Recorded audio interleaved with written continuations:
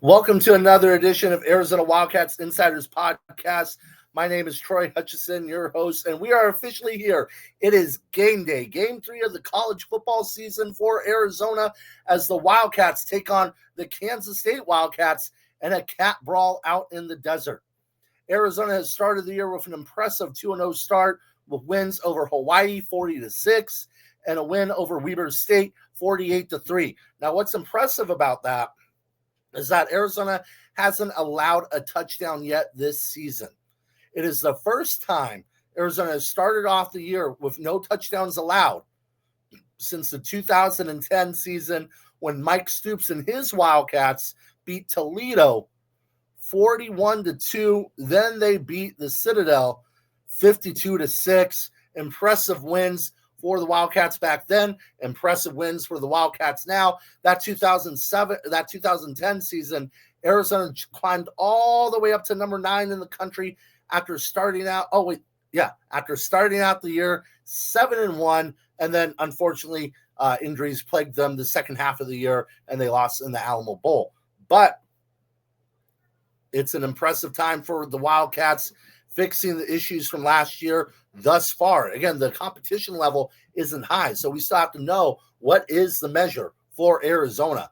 They handled their business against Hawaii. The defense and the offense got stronger as that game went along. Arizona kind of struggled against the run in the first half against Hawaii, locked it down in the second half. The passing game was non-existent in the first half, finished with 161 yards and a touchdown in the second half. Oh, and by the way, Arizona hasn't turned the ball over yet. So, meanwhile, the offense is getting rolling. Again, the Citadel, Weber State, no feet threw for 373 yards on 17 of 22 passing with 5 touchdowns. 5 touchdowns. And got pulled at the 8-minute mark of the third quarter. You're talking about a performance where he could have passed for, 8-9. Broke the all-time school record, which is 6, held by Tom Tunnicliffe and Jaden DeLora. But he got pulled in the third. Again, he should have been pulled. I agree with the coaching staff. Get your backups in, get them some experience. You want to get those guys some experience. No problem with that. I'm just saying it's an impressive thing. And then defensively, they've totaled 8 sacks and 7 turnovers. They've created 7 turnovers in the first 2 games. To Arizona's 0 turnovers, they've created 7. They're one of the best plus minuses in turnover differential right now in the country. And they're getting in the backfield, they're creating havoc, and they're attacking the quarterback. Now, it's going to be a different level against Kansas State. Avery Johnson is a much better athlete than what they faced so far. They've faced dual threat quarterbacks. Hawaii's was banged up a little bit. The backup had some good runs. And then Weber State, their guy broke off an 18-yard run here and there. Overall, they handled their business. But this is the true test. Arizona's going to have to contain Avery Johnson to win this game. Last year, hit my camera there. Last year at this time, Avery Johnson did a number on the Wildcats. He whooped their butts. 110 yards on the ground, 156 through the air, and 2 touchdowns. He owned them. He owned the tempo. He owned the groove of the game. He owned the Wildcats. He owned Arizona Wildcats last year.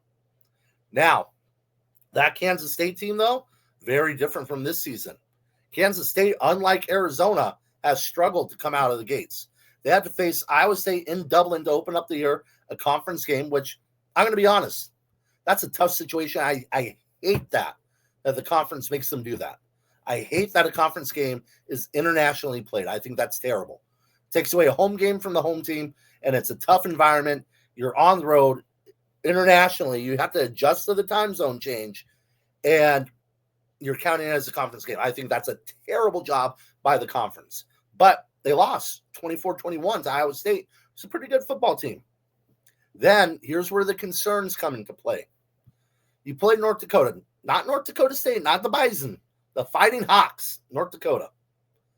And you need a last-second touchdown pass to win?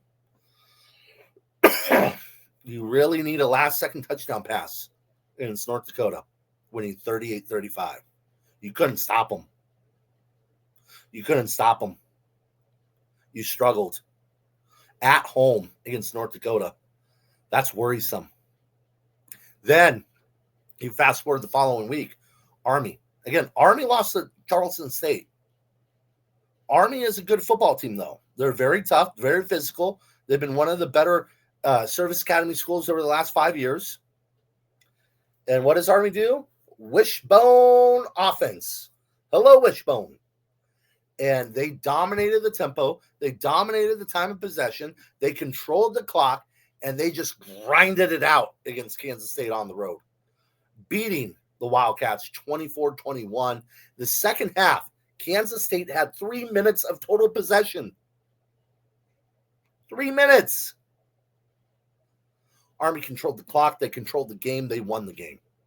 They grinded it, pounded it down their throat, and created some tough situations. Now, it's hard, and Brennan talked about this during his press conference, to game plan from the previous week, because that's a situation you're not going to see all year.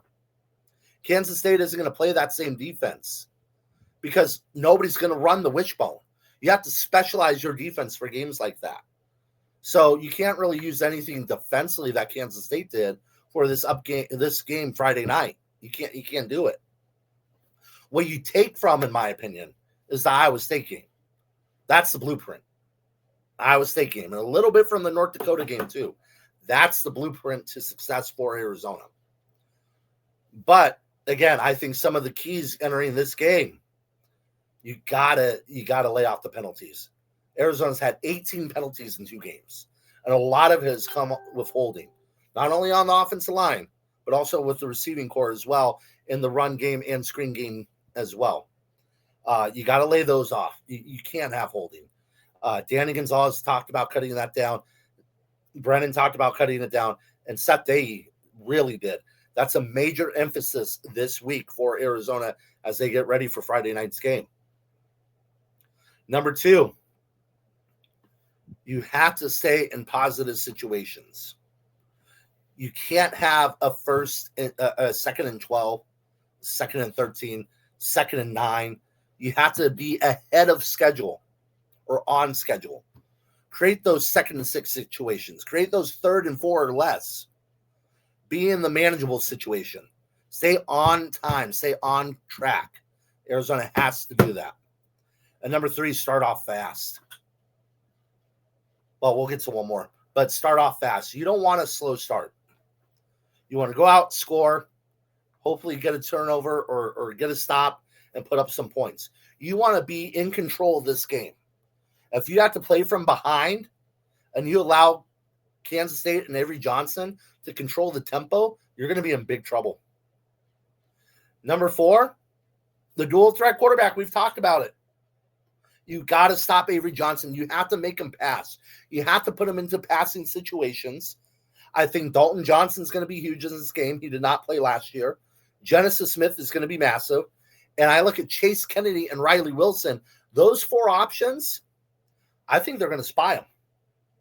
I think they're going to create some difficult situations, try to contain and make him beat you with his arm, because I don't think he can. And I don't think this coaching staff believes he can. Kansas State is predicated on great special teams historically, running the football, and controlling the line of scrimmage. You have to play solid special teams. You can't make mistakes there. No muff punts, no missed field goals. Arizona has to be perfect there. And you have to slow down the running game. Make Avery Johnson beat you through the air. That, to me, that's everything in this game. And then offensively for Arizona, what they didn't do last year with Dino Babers, what you can do this year with Ja'Cory Cross. Wow, I said Ja'Cory Cross-Romero. With Kedrick Reesano, with Quincy Craig. By the way, Kedrick's status is up in the air. Who knows if he plays? Ishmael Mahdi and Wesley Yarborough. Run the damn ball. Blindside quote right there. Run the damn ball, coach. This is one of those games where I think Arizona can wear down their opponent. The offensive line is better than last year. It's more cohesive. Is it more talented? I don't think so. I think there's no Jonas Avenea. And there's no Wendell Mo. But I think they're healthier. So run the ball, wear down Kansas State, and create passing lanes for your receivers. But you got to run the ball, and it's got to start in the first quarter. So with that being said, I have Arizona now the underdog in this game. They started off the 1.5-point favorite. I got Arizona pulling off the upset.